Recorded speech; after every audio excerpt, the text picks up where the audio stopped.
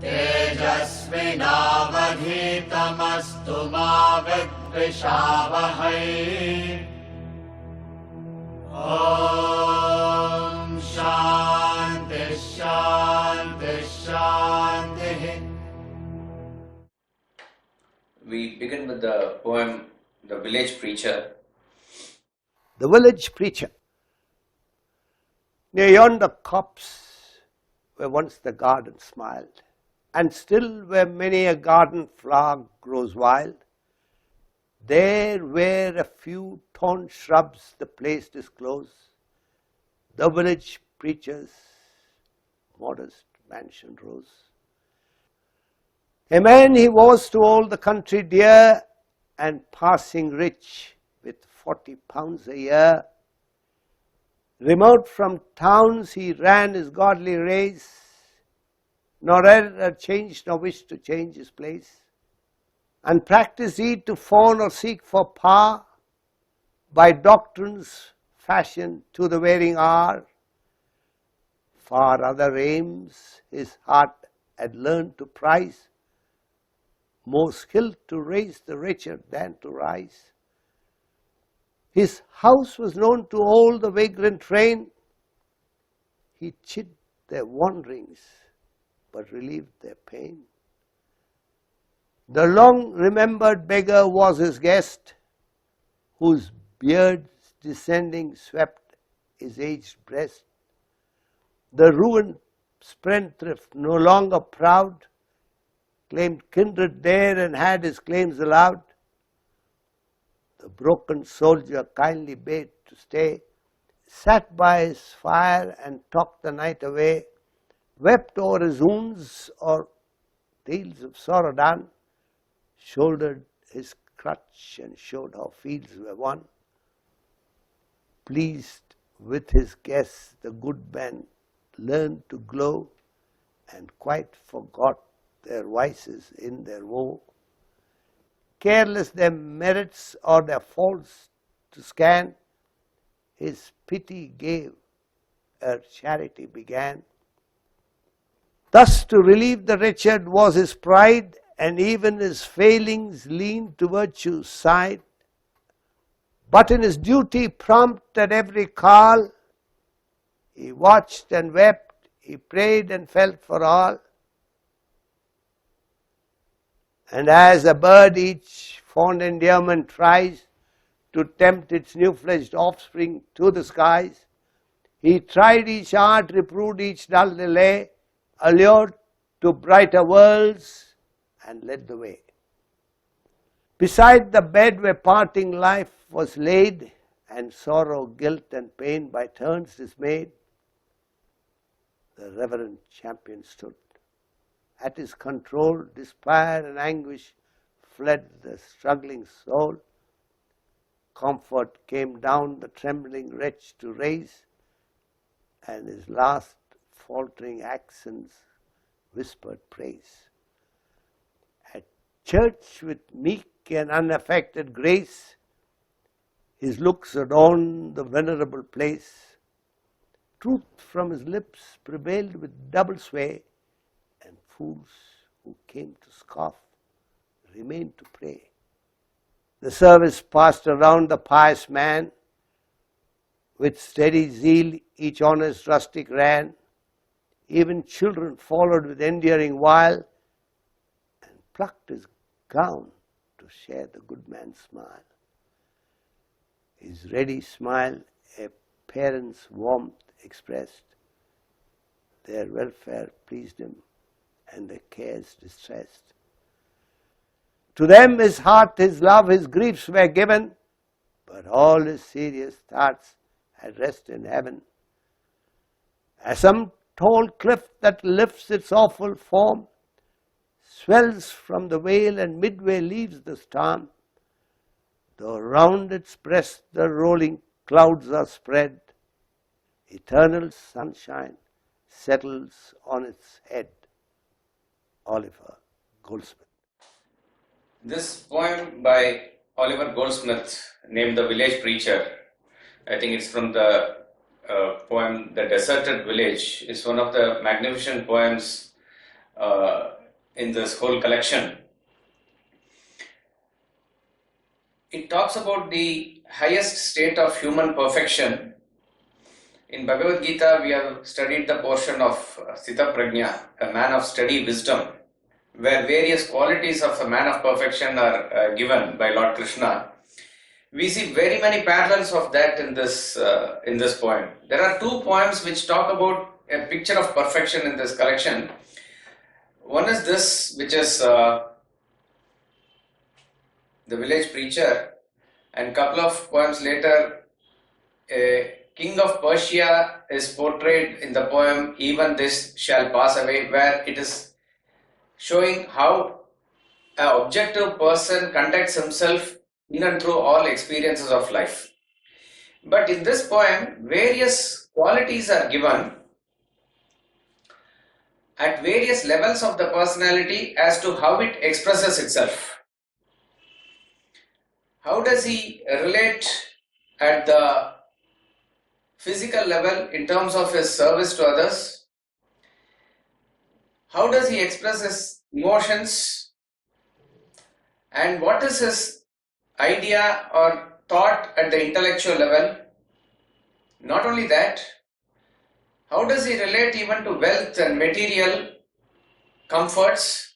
So very many aspects are covered. We will not be, I don't know if we will be able to do full justice in the time given, such as the depth. Each and every one quality that is given here can be taken up for discussion for maybe hours together. Like that is the construct of this poem.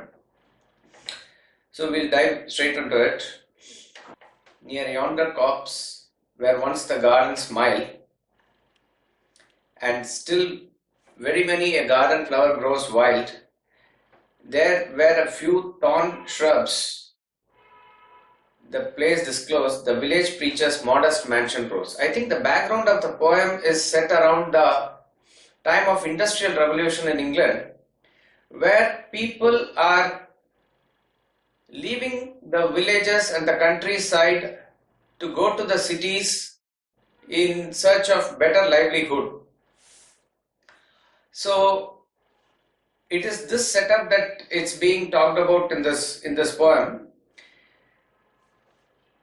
And what are the impacts of it also, he is going to say in the next couple of lines. But it's very clear from the picture that is given here. What is the background of this village and where is this village preacher stationed? Where is he headquartered? So once there was a garden smiling there, that means it was probably a very well maintained place. The whole surroundings and everything was there because of a lot of people were available and a lot of things were getting done there. But obviously the picture depicts now that it is not as much as people are there, and therefore whatever is going on there is growing by itself. That is why even now some garden flower grows wild there, but once a proper garden was there. And now there are a few thorn shrubs. That is where the place is there. But that is where the village preacher's modest mansion rose. Modest mansion, actually, it is like, what do we say? It is, I do not know if we can use the term transferred epithet here, but because this person is very, very modest, and his house is like a palace. Palace means it is not really a palace, but that is the feeling with which he is living there. His was a great mansion there. In fact, in the great Vaishnava tradition, particularly in the south, all the great acharyas and great people, even in their paribhasha or the way of expression, they will only ask, where is your palace? Palace means that is how they consider the great person. Wherever he is living, it is feeling that he is living in a palace. And when it comes to their own house, they will not boast themselves like that. But when it comes to others, they express it like that. You can see a parallel here. The village preacher's modest mansion. It was very modest, but it was a mansion that rose there. So this is the setting of the village preacher's house there. And now the description comes. In the Sthita Prajna also, where Arjuna is asking about what is the questions in Bhagavad Gita are very, very striking. He asks, what is his description? How does he sit? How does he walk? How does he talk? All these are the questions. So it is obviously these questions convey a deeper implication, and we know it from the answers. So in the first two verses of the answers, Krishna gives the perfect definition and what is the insight. But in the next one, he says, Yes sarvatra anabhisneha tat tat prapya shubhashubham. He is there everywhere, unattached, friendly to all. So that is how he moves about. So it is exactly like that. This is a very grand opening is given here as to what his nature is. A man he was, to all the country dear. That means he was a very, very likable and lovable personality. Everybody adored him. Everybody liked him. He was very close and very dear to everybody. And the next sentence is very interesting. And passing rich with 40 pounds a year. What is richness? We have dealt in detail when we covered how to deal with money in that session. How a person cannot answer this questions. Are you rich or are you poor by merely referring to his assets or bank balance alone or his income. It is in relation with reference to what his inner status, how his desires are contained within it. In other words, the question is whether you feel rich or not. So, 40 pounds in a year, how does he get? We do not know whether from his investment or in his church there is some provision to give or some pension that he gives, all that is immaterial. But just 40 pounds a year that he gets. But passing rich with 40 pounds a year. Passing rich means he feels extremely rich about his material status. So, irrespective of what you have as your bank balance, irrespective of what is your income, are you able to contain your desires within the assets so that you feel rich? That is the question. So feeling rich is very essential than being rich. And a person can have even millions and trillions and yet he can feel poor. He can still have a beggar attitude and still seek for more. Seek in the sense of yearning and wanting, without which you feel miserable, in that sense. So, but this person with a very, very modest amount feels extremely rich, passing rich with 40 pounds a year. Remote from the towns, he ran his godly race. See, referring to towns here is not obviously giving a negative connotation to what is a city and a town vis-a-vis a village. What it means is there's a lot of effervescing activity and industries and revolution and this and that is going on there. He is cut away from all those things. He is quite content in his place and he is nor ever had changed nor wished to change his place. Whenever there is going to be a change outside, most of us go and adopt that change because we are forced to go into that line by what is known as our herd instinct. There is no thinking involved. Everybody goes and buys a house there and then they buy a farmhouse there. You also do it. Whether you will have time to spend to farmhouse or whether you have a farm or something there, all that is not. If each and everybody does something, you also do it. Everybody leaves the village and goes in search of a job in the city, or everybody leaves there and goes to America for a software and other things. You simply follow that herd mentality without any thinking. But this person did not change at all. He did not change. See, the point is that does not mean that you, by staying in a village alone, you are achieving something great. That's not the point. What is the purpose? In fact, so here we see a great virtue given in Vedanta known as contentment. Contentment is a very great virtue where, with reference to your material things, with reference to your lifestyle, with reference to what has been provided to you, you are extremely happy about it. Everything is taken as God's grace and considered bountiful. That is the main thing. It is not that you are somehow putting up with it and not happy about it. Contentment is a virtue where you are genuinely happy about what you possess.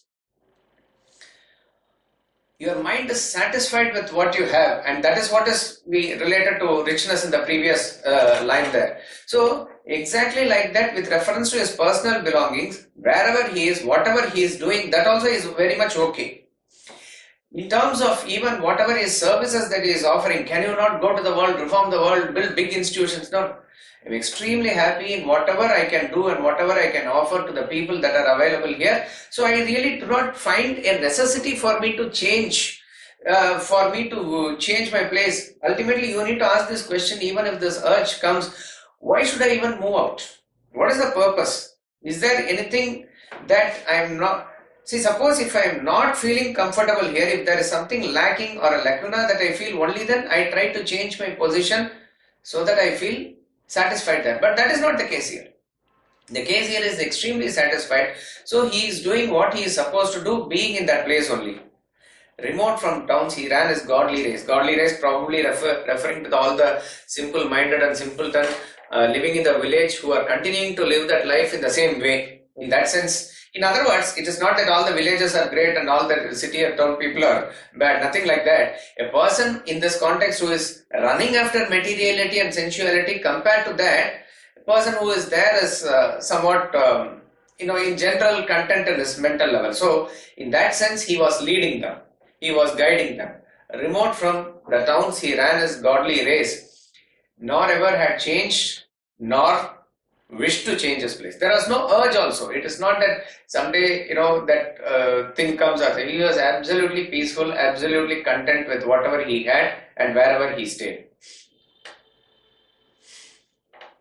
Unpracticed he to fawn or seek for power by doctrines fashioned to the varying art.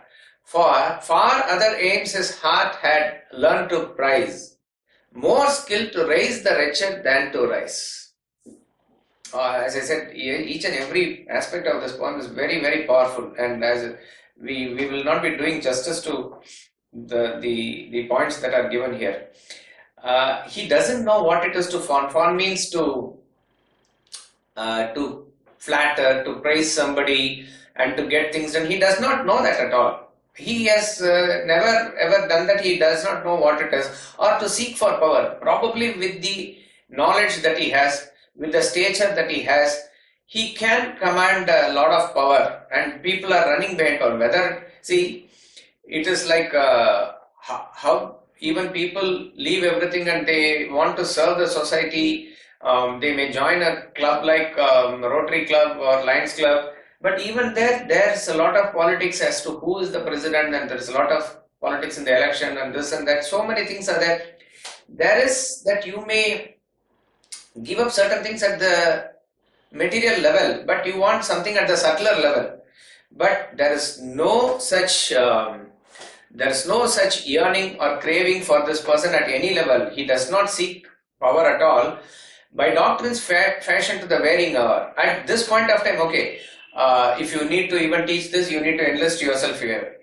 If you want to get yourself grant, you must be enlisted there. Like that, each and every new laws can come, new bylaws can come, at fashion to everything. Now, if it is not here, you have to go only for the online classes. If online is not there, it's not possible. So each and every new thing that is there, for which you adapt and adjust yourself just to be in the good books of others, or just to be in the limelight, or just to be in the power, he just really does not know that. Unpracticed he to fawn or seek for power by doctrines fashioned to the varying art. At one time, whatever is ruling the world, whatever is actually being said that you must follow, or that is the fashion at that point of time, he is not really for it. He is not moved by it. Why? Because why does he not get tempted by all those things? Why does he not seek power? Far other aims his heart had learned to prize. More skill to raise the wretched than to rise. He has set his mind at higher goals and higher ideals in life. Only when I am not having that will I be chasing my selfish dreams. So therefore I need some money, I need a house here, I need to establish myself. Even if I want to do the work, I have to position myself. All these thoughts will be there only when my ego and egocentric desires are actually pushing me.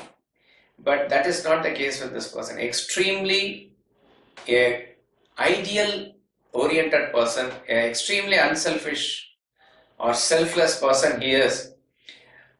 For other aims his heart had learned to prize. So the key here is, if you are wanting to get out of lower temptations and desires, you cannot do so by wanting to drop them or trying to move away from them. It's just not possible. Like in the famous Birbal or Tenali Rama story, where you say that you cannot make that line short. There is a line drawn in the court and the person challenges that who will make this line short without touching that line.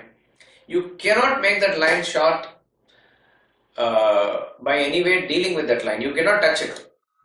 So therefore you have to only draw a line next to it which is a bigger line. Only then this will appear small. Exactly like that. If you want to have, and this in fact is renunciation. Renunciation is growth by knowledge, by virtue. So by his higher values, by his higher knowledge, his mind has begun to appreciate higher things in life. He has begun to appreciate greater goals in life, higher ideals in life, based on which all other things in comparison are not worthy of his pursuit at all. So they do not tempt him at all. He is not bothered about them at all. For other aims his heart had learned to prize. That prize is a key word, that you begin to value it. You will begin to value it only when you are deeply in thought about it and it begins to sort of open up your avenues to it. And that is why we say that constant reflection of this knowledge is very important. Vedanta exposes us only to these higher aspects of life, higher avenues of life. It only says these things are there for you, why don't you look at it? That's all it is. Once you mull over it, only then the penny drops, and at some point of time you will be able to value it, and based on that value you will be able to appreciate that. Once you begin to appreciate that, you exactly set the right values to everything else in life.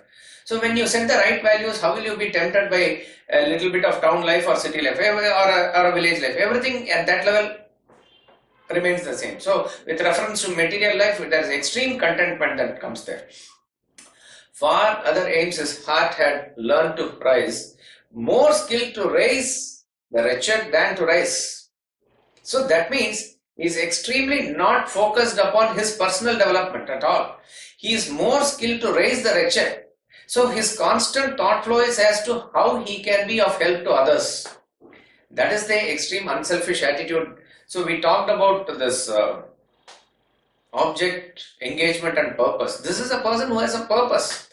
And his purpose, his skill is to look into the welfare of others. Swami Vivekananda says, your true joy lies in seeking the joy of others, providing the joy of others, working for the joy of others. That's all it is.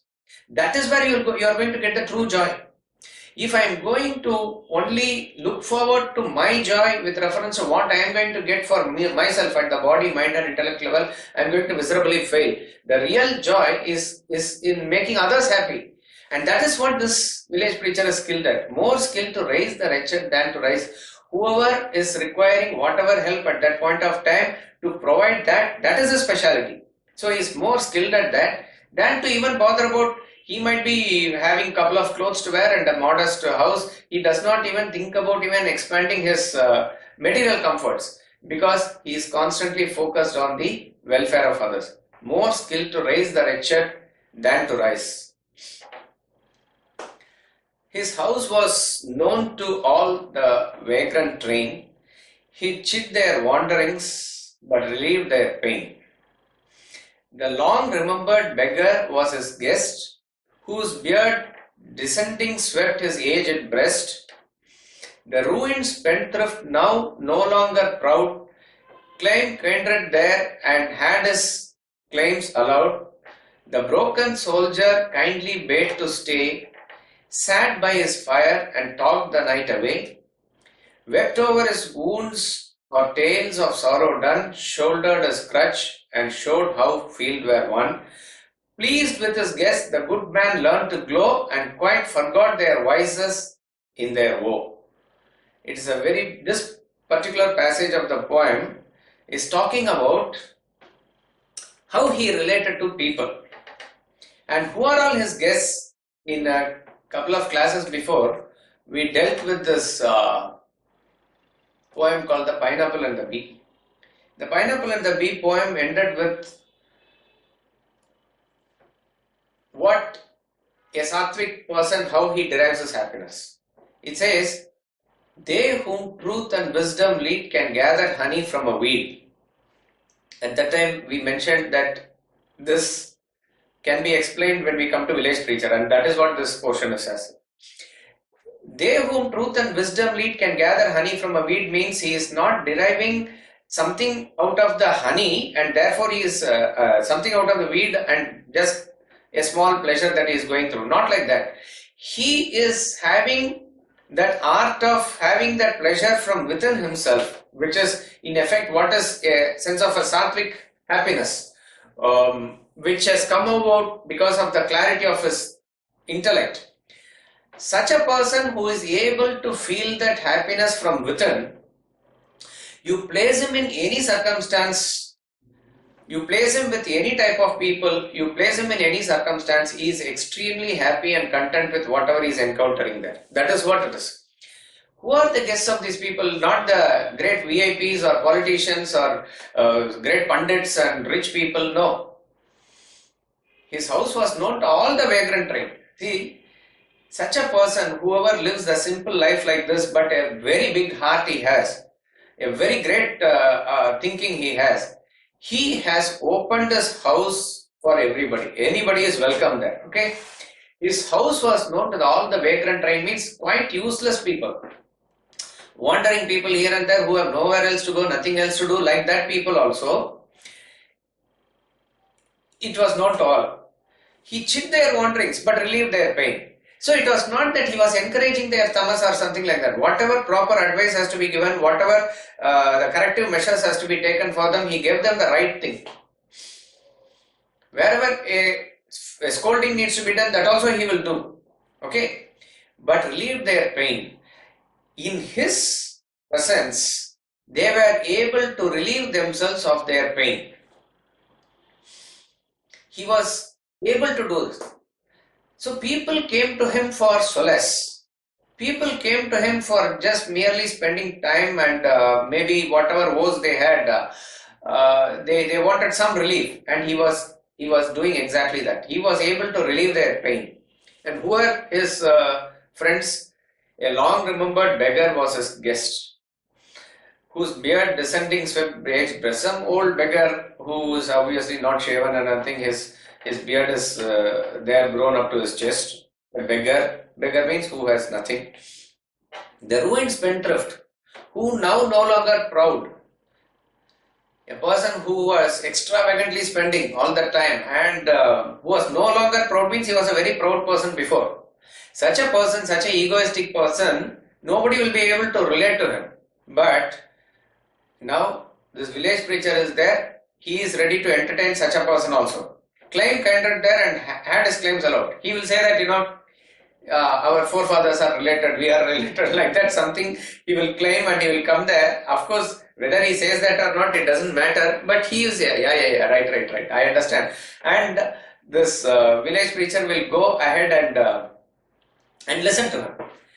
And then the third person was a broken soldier. And soldiers are again usually very proud people who were in the military, and they always used to talk about their battles and their life there, like that it is. The broken soldier kindly bade to stay, sat by his fire and talked the night away. He was there throughout his night and talking to this person.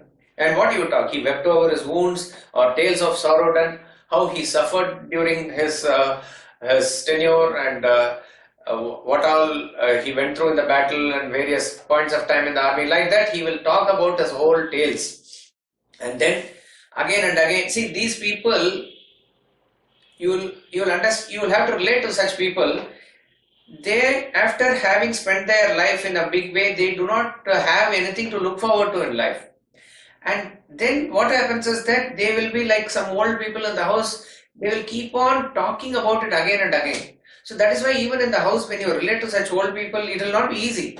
Why are you saying this again and again? I know, watch this, we are do something and people will go away. You cannot really relate to them. You need to have extreme objectivity and extreme patience just to even listen to them. And you know what they are going to say, and they are going to repeat it again and again and again. Beyond a point, it becomes monotonous, it becomes boring. Don't you have anything else to say? Or, why are you boring me like this to death? This sort of a thing is what you will have. Even for the sake of respect and other things, you keep quiet. Inwardly, you feel extremely bugged about the whole situation. But that is not the case with this person, village preacher, because he says, this line is important, pleased with his guests. So he is not putting up with his guests. He is not merely indifferent. Okay, you keep on telling your truth, I will do something else. No, he is patiently listening to them, and the good man learned to glow. So actually, is it like that? So he is with them when they are saying it, and that is what is important. When you want to really help others, what others are expecting is not really the quantity of your time, but the quality time. When you are with them, are you with them fully? See, Swamiji talks about few people who go to hospitals and do the services. There are people who may not be having any relatives or friends. So some people find out those people in the hospital like that and go and spend time with them in the visiting hours. It is just that being in the hospital bed and going through the pain and other things, treatment there, they need some relief actually. And these people are just available for them just to listen to them, nothing else. It's a great service actually. But you need that objectivity and patience, for which you must have strength. You must have strength internally to go through all these things.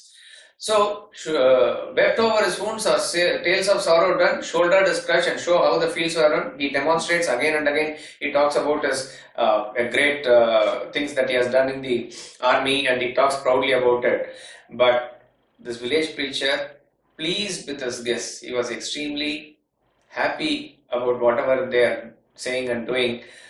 The good man learned to glow and quite forgot their vices in the woe. This is how you are able to relate to other people. Here is a very important message that is given. In other words, everybody has guna, everybody has dosha. Guna means positive qualities, dosha means negative qualities, virtues and vice. And a great saint says, what is actually dosha, what is actually evil, what is actually a vice, is actually to constantly look at the guna and dosha of others. Not to look into the positive and negative, but relate to them as it is. That is a great virtue. Now, if you want to improve our relationship with any person, be it your wife, be it your husband, be it your friend, be it your manager, the moment we confront them, what strikes us is their negative quality, and then that puts us off. We are not able to relate to them. Rather, if you want to have a continued positive relationship, look at their vices, look at their good qualities, try to emulate them or try to get inspired by them. In that process, actually, the other things will fade into insignificance. Now, that does not mean that you will not want to correct it or something like that, but that should not bother you in the first place to relate to them. So, pleased with his guests, the good man learned to glow and quite forgot their vices in their woe. See, he understands that ultimately that they have come here to relieve themselves, and and he is there available for them to provide whatever help. So in this process, if you are going to constantly remember about negative things and other things, you will not be able to do justice to what you have set yourself to do. You will be constantly thinking about their negativities, then they are wasting your time, then a host of other emotions will come. So this is a quality also which can be parallelly talked about as a forgiveness, that you are able to understand them as they are, but you are able to accept them as they are. You are able to accept them as they are, and you are You are okay with it. You are perfectly okay with what you are doing. That sort of a thing. It is not from an egoistic stance that you put up with them also. You are at an even level having a positive emotion towards them. Pleased with his guests, the good man learned to glow and quite forgot their vices in their woe. Careless their merits or their faults to scan, his pity gave where charity began. This line is given in italics, so it's a very important line. This is one poem where Swamiji has highlighted a couple of other places. That's why I said it's a very wealthy poem with lot of values here and there. So he was not having any idea to scan their faults or what they are good or bad or other things, because his pity gave ere charity began. He was whatever he could, probably with even the passing rich with 40 pounds a year, he will definitely give something to the beggar also. So that is charity. But that is the charity that we know. So charity, again we have dealt it in before in detail, so I may not be able to go through in detail, but we said it operates at 3 levels, and all the 3 levels are shown by this village preacher. The first level is at the physical level where there is actual charity. And second level is what is given here in this sentence, his pity gave where charity began, which is an attitude of charitable disposition at the mental level. That wanting to help is very important. That you are given, being in a position to help others, here pity is not a weak emotion here, that you empathize with others and understand their position from your level. And that feeling is very important before you do any charity. So at the mental level, irrespective of what the other person is, what his position is, you are able to feel for him at that point of time. That is a very vital aspect of charity. A person can be a rich person. His car has got stuck somewhere and he is without help there. To help him at that point of time by pushing the car is actually the charity. You feel for him at that point of, no, he's a rich person, he can do everything, he could be various other things that you can run through your mind just because of his position of riches. That is not the case. Anybody at any point of time, whatever help they need, if you are able to feel that, that is being charitable. And this, if you are able to do by understanding that person's level as he is, accepting as he is, irrespective of even if you have even differences at the ideological level, all that doesn't matter. That is where rational sufferance comes at the intellectual level. So village preacher is showing all the virtues at all the levels. Extremely a charitable person. And before charity, what is important is that charitable disposition. You are able to feel what others require at that point of time, and that is indicated by this word pity here. His pity gave where charity began. Before he could do even the actual charity, his feeling was there, the charitable disposition was there. Thus, to relieve the wretched was his pride, and even his failings leaned to virtue's side. So what was his pride? Again, pride is here, do not take it again in a very negative way, and that is why in the next line he says, if it is a failing also, it leaned to the virtue's side. Pride is a sense of satisfaction here that you have done what you are supposed to do. And what is that pride? Having that's to relieve the wretched. Yes, God has put in a position where he can relieve the pain of others. He feels extremely satisfied about it. Even if he felt a sense of feeling that yes, I have done the right thing, that alone you can call as his failings. Even his failings lean to virtue side. Not only that, this line, even his failings lean to virtue's side, can be independently taken and understood in a different and a deep way. A man of perfection, however his expression is, whatever his expression is, it may apparently show some deficiency, it may apparently show some failing, but ultimately it is beneficial to others. Ultimately, what is working through him as divinity is going to be bountifully blessing others only. So outwardly, why is that person came, he is shouting at people, it's also said that the guru is always angry and shouting, he is probably taking your karma away. You do not know. You do not know what is being done through him, how it is going to benefit you. Even the apparent failings that you see outside are actually virtue. It's a virtue where you will not know the totality picture. Another angle to look at it is from how, the character of Desdemona is portrayed in Othello. She found a vice in her virtue not to do more than what is requested for. If suppose somebody asked for some money, she will gladly give it immediately. 100 rupees means 100 rupees she will immediately give. After they have went, she will think, oh, probably I should have given him more. This sort of a feeling she gets, and she treats this as a vice. So if at all, oh, I should have done it, it's my mistake. This type of a vice, if you have, it actually leans to the virtue side. So anyway, look at it, this is a very powerful line. Even his failings lean to virtue side. Thus to relieve the wretched was his pride, and even his failings lean to virtue side. But in his duty prompt at every call, he washed and wept and he prayed and felt for all. This person, when we read the last description, we think that he has nothing else to do. Okay, sitting in his house, eating, whoever comes he entertained, and as though like a psychiatrist listening to everybody's woes and nothing else to do in life. No.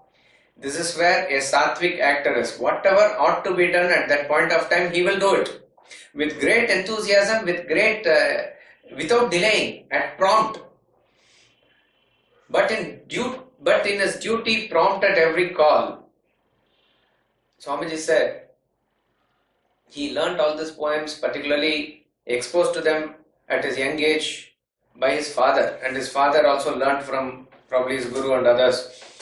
So whenever anything has to be given as an indirect message, like in the first poem we saw that ere you remark another sin, bid thy own conscience look within. So Swamiji said when we came from school and complained about somebody, his father would patiently listen to that, but not looking at the son directly. Later he would say, ere you remark another sin, bid thy own conscience look within. That means he is indirectly giving the message, all that is correct son, but you also look within yourself. This is the way by which he educated the child. So like that also, as they are sitting, discussing, laughing also, suddenly the bell rings and the milkman comes or something, his father will spring out of the chair or sofa and say, but in his duty prompt at every call. And that is how he taught the poems also. That is how he taught the values also. He said, thanks to him, we have got a collection of poems through Swamiji. Because Swamiji's interest in the poems and English literature also was probably kindled from there. But in his duty prompt at every call.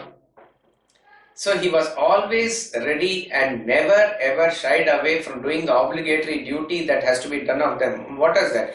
He washed and wept, he prayed and felt for all. He was the preacher there, he was the person who is going to give knowledge in the church there. All those duties, none of it he failed actually. At every correct time and the correct thing has to be done, that he will exactly do. So therefore, here is a great, again, a thought for us that it is the sort of the busiest man who finds time for everything.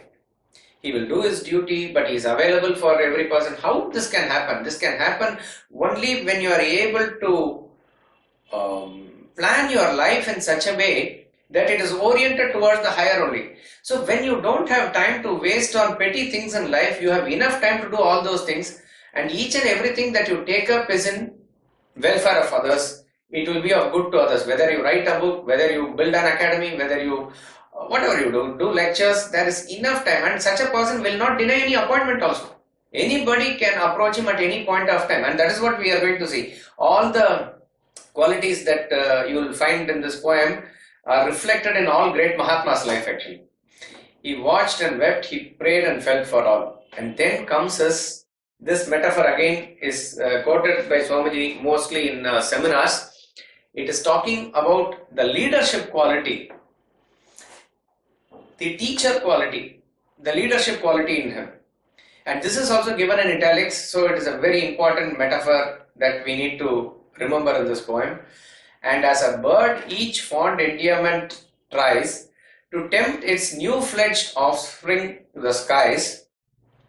He tried each art, reproved each dull delay, allured to brighter worlds and led the way. Underline the word, led the way. He is talking about a bird. This bird, what it does is, it is now teaching or educating its young one, which has just come out of the egg, hatched, and it's a new-fledged offspring.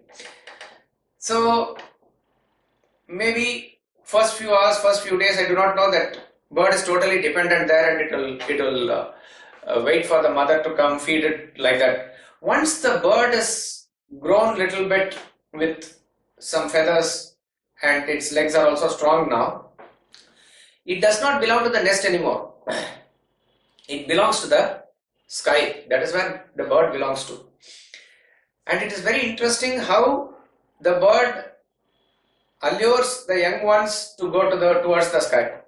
So what it does is it keeps a small piece of food or something next to the nest, then it will make it come out. As it comes, it may pull it a little bit further and draw the bird towards the end of the branch. Slowly, this bird also hops and follows the mother. Suddenly, when it comes to the end of the branch, the mother bird flies away. And the child doesn't know, or the young one doesn't know. The chick, that also flaps its wings and flies. That is how it is slowly led into the higher sky there. So this is what actually a leader does. And as a bird, each fond endearment tries to tempt its new-fledged offspring to the skies. What does the leader do is that the leader does not show the way, the leader leads the way. And as he understands that this person is incapacitated now, he has to make him understand what his true potential is. So therefore, he tried each art, reproved each dull delay. So he does not approve of, no, I cannot do, when he is afraid, oh, come on man, you can do it, that type of thing he will put. Anything that they are trying to resist, he will not allow that. He will try each and every method to teach them. Why? Allured to the brighter worlds, you do not belong to the nest. You belong to there. Your freedom is somewhere there. Why are you constricting and restricting yourself here? And that he has seen, and he knows this person also belongs to there. So therefore, as a true leader, he will slowly lead them into that path and make them see the brighter world. So once the bird starts flying, then nothing else is required. It is dependent on the wings and it can fly anywhere. But this is how the mother bird slowly pulls it from its position to where its actual ultimate goal is. This is the leadership quality that we see in the village preacher here. Then he talks about his aura. What does his presence do? He is painting a picture of a person who is in the deathbed, and by his side, when this village preacher goes, what happens to him?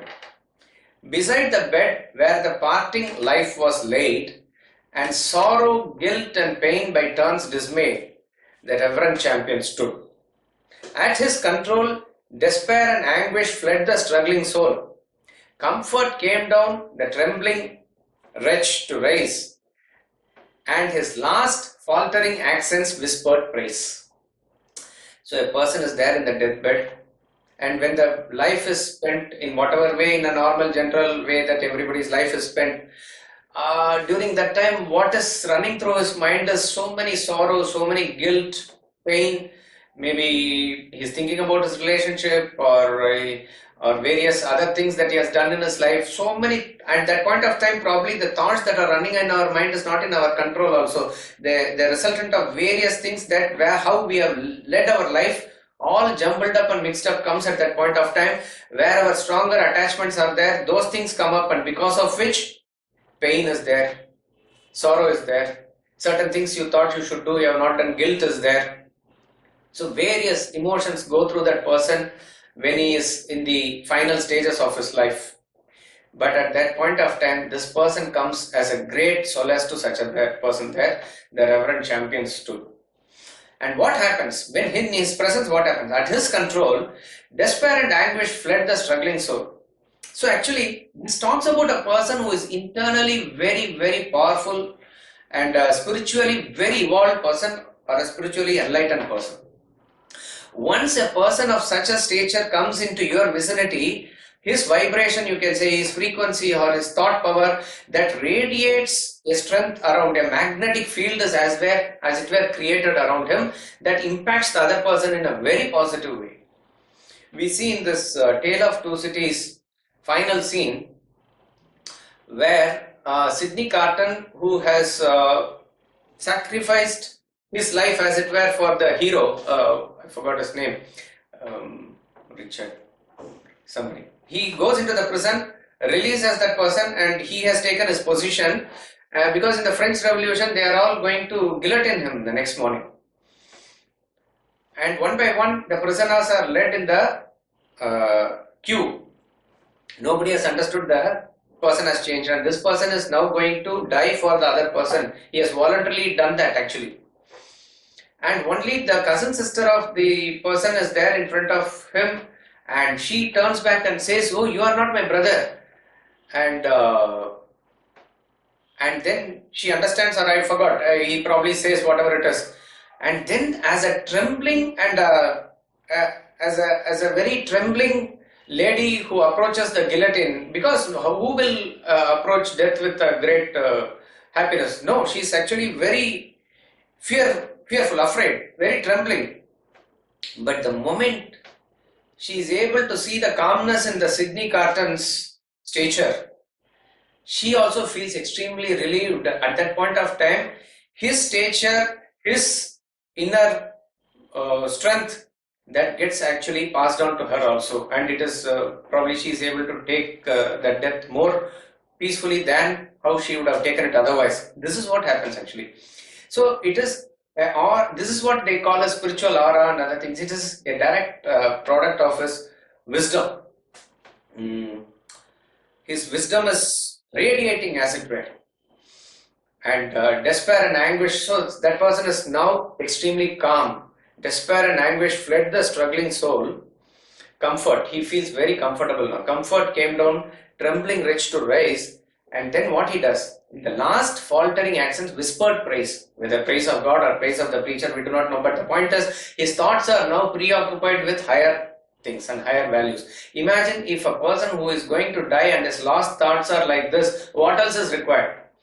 So that is going to lead him to a greater journey also ahead. He feels peaceful at death. And that is because of the presence of this person here. And this portion talks about his wisdom, his jnana.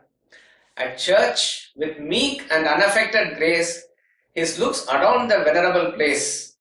Truth from his lips prevailed with double sway, and fools who came to scoff remained to pray. All are, as I said, very, very powerful words that convey the, that stature of that person. So he is giving sermon in the church. He is the preacher. He is the teacher. With meek and unaffected grace. Very simple, but the grace is unaffected, not because he is standing in a pulpit and people are respecting him, or some may even make fun of him or do whatever it is. His voice there is extremely unaffected. So he is rooted in his self, where he is not touched by anything. That's what we said in the beginning. Sita Prajna says, Yes sarvatra na visneha tattat prapya shubhashabam na abhinantati na dveshti. He is not rejoicing, he is not grieving, he is an unaffected grace. His grave is extremely equipoised, equanimous in his mind at all points of time. Tasya prajna pratishtita. His wisdom is steadily established. His looks adorn the venerable place. As such, it's a place for sermon, but that place is enlivened by a living entity there. That living entity is the village preacher, and that is what is giving the respect to that place, the value to that place. Truth from his lips prevail with double sway. He is talking truth there. So that is what a preacher should do, that is what a teacher should do. What is given in the scriptures is the ultimate truth. But why does he say double sway here? A lot of emphasis is there. He is talking from knowledge and wisdom. Who is the ideal teacher? Ideal teacher is one who is well versed in teaching by knowledge of the Shastras or the scriptures, and also it is not a mere theoretical enunciation based on his knowledge, but by his standing on the truth, by his personal experience also. Shrotriyam Brahmanishtam, says Mundaka Upanishad. Jnani Tattvadarshi, says Bhagavad Gita. So ideal quality of a guru or a teacher is twofold. one who is well versed with the scriptures, who knows the knowledge and who knows the art of communication, but he is not merely talking from the scriptures as a third person. He also knows it from within as a living entity. Therefore, when it comes like this, it has an impact on others. It is very powerful. Truth from his lips prevailed with a double sway. And how do we know that it has impact? And fools who came to scoff remain to pray. Those who came just for the sake of fun there, who to play pranks there, or to cavil or cap, all this is making fun of the pandit there or something like that. People do that. There are some people. They were also positively impacted by his presence and what he was saying there. The fools who came to scoff remain to pray. Remain to pray means their thought was directed towards God, and that was the impact of his sermon or knowledge. The service passed. Around the pious man with steady zeal, each honest rustic ran. Even children followed with endearing wile and plucked his gown to share the good man's smile. But he was when he was in the position of the teacher, he was in the position of a teacher, but there was no egoistic notion that I am the teacher or I am the preacher. Very simple man, available to all. So this is the one of the great qualities of a leader also, that he is available to the last person in his organization also. How he will relate to them is that according to the situation, obviously, but he will make sure that he is accessible. So once the prayer is over, once the sermon is over, everybody is happy to mingle with him. The service passed. Around the pious man with steady zeal, each honest rustic ran. All the villagers were very happy and they were enthused to circle around him, to be with him, and to have a formal. If you want, you can call him. I mean, his number is available. You can at any point of time take an appointment and meet him, or even without that, he is there available for all. And not only just at the serious issues of the adults, even children followed with endearing wile and plucked his gown to share the good man's smile. This again we see as a quality in very many great Mahatmas as to how they relate with children. So many even great saints we can see. Swami Chinmayananda is our Paramaguru, is supposed to have, those who have known him, they will know as having a very rough exterior and very strict type of thing. But inwardly, you have to see the heart of these people. If somebody, particularly who is supposed to do their job properly, if it is not that he is going to get the firing, all that is suffer. But when it comes to children, he is totally in a very playful mood and very embracing mode all the time, and this happens to all the great Mahatmas. Definitely, this is there. And that is how you are able, because they are able to feel comfortable with you and relate to you at their level. Here is a person who can just play with me. That sort of a feeling is that a child also gets in his presence. So even the child followed with the endearing wile, some prank that the child, what it does, and plucked his gown. And he will not say, what are you doing here? This type of a thing, not even for a moment it will come. All these things you must not do. In church you must play, you must not, you must respect.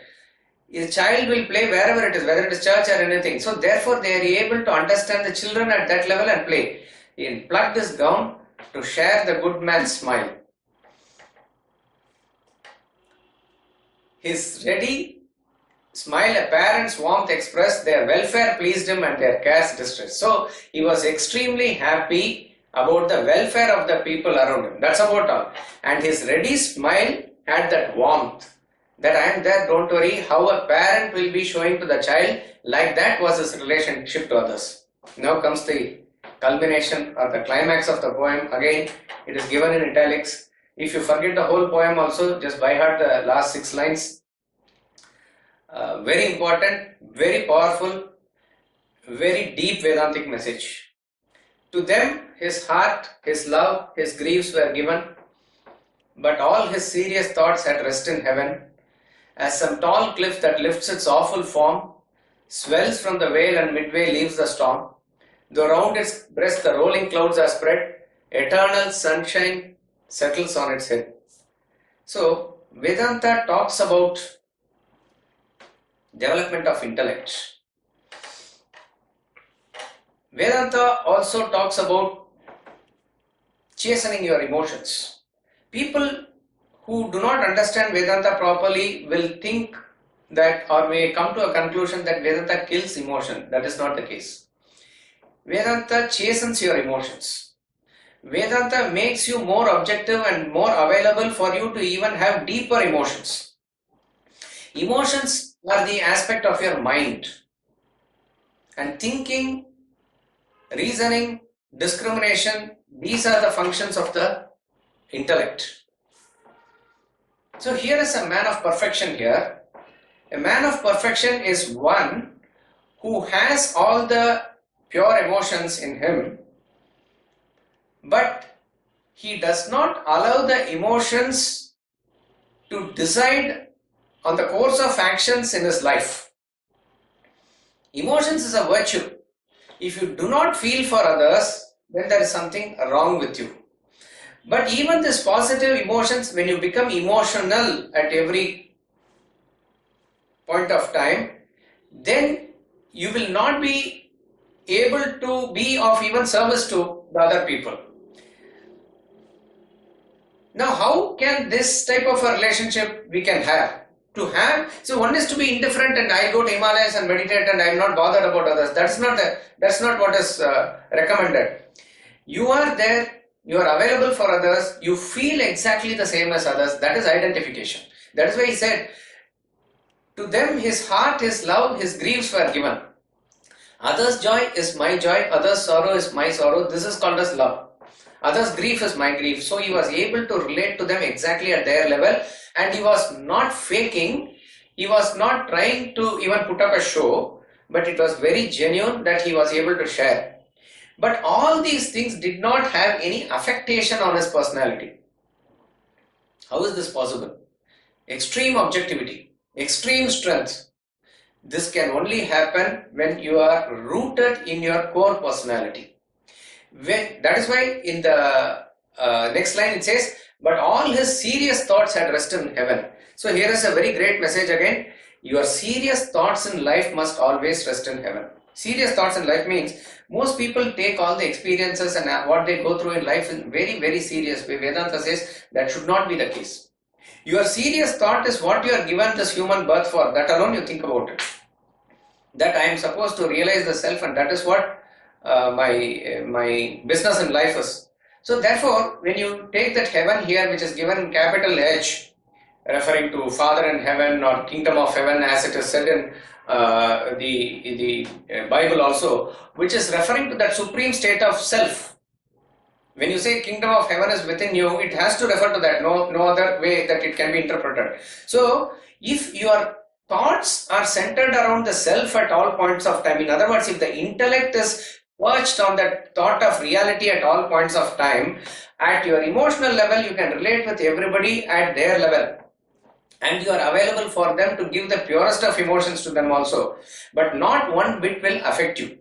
And this is the difference between a person who is going through the emotions and becoming a victim of it, but going through the emotions and not becoming a victim of it. This is possible for us only when you are attuned to that Shruti as a Carnatic music singer, or a player is attuned to the Tanpura behind and go through the various raga and tala in the concert. Like that you can go through various emotions and experiences in life, but you have always kept that Shruti going at the back of your mind. All your serious thoughts at rest in heaven.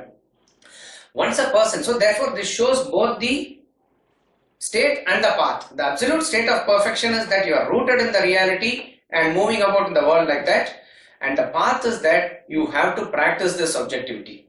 In each and every experience of life, try to be a witness of it by connecting to the self at that point of time.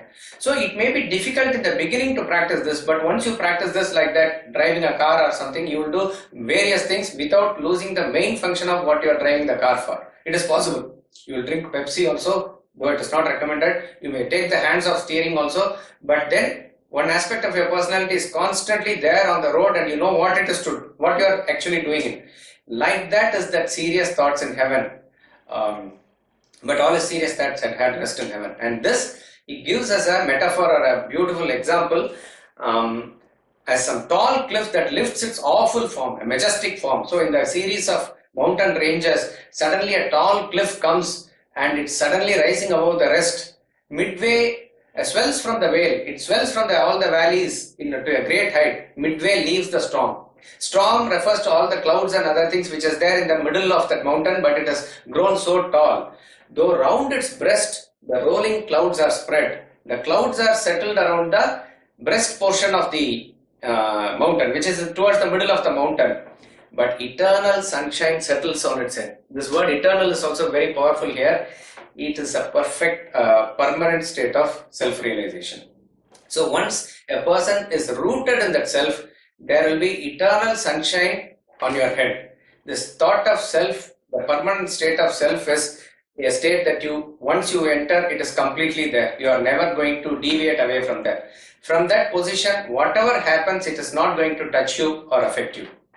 We will just repeat this last 6 lines. To them, his heart, his love, his griefs were given, but all his serious thoughts had rest in heaven, as some tall cliff that lifts its awful form, swells from the vale and midway leaves the storm, though round its breast the rolling clouds are spread, eternal sunshine settles on its head. Oliver Goldsmith. Before we conclude, we will just listen to Swamiji's 1-minute commentary here. Oliver Goldsmith's description of the village preacher portrays human perfection. The preacher's personality serves as an ideal for human beings to strive and reach. The village preacher led a modest and peaceful life, not enamored by attractions of the modern world. He was more skilled to raise the poor than to rise himself, ever dutiful and charitable in nature. The poet compares the preacher to a bird leading its fledglings from their nest to the open skies. He too allured his fellow beings to greater and nobler life, and himself led the way. The last few lines contain another beautiful metaphor comparing the preacher to a tall cliff. A cliff rises far above the valley and midway leaves the clouds. All disturbances of rain and storm remain below the level of the mountain's breast. The sun shines eternally on its peak. So too, the preacher's feelings and emotions for others remained with his heart. They never disturbed his serene attunement with the Supreme Reality.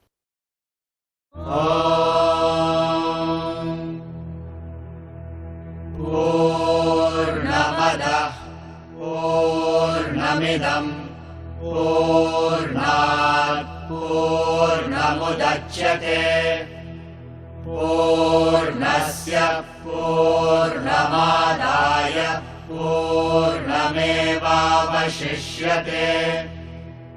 Om Shanti Shanti Shanti.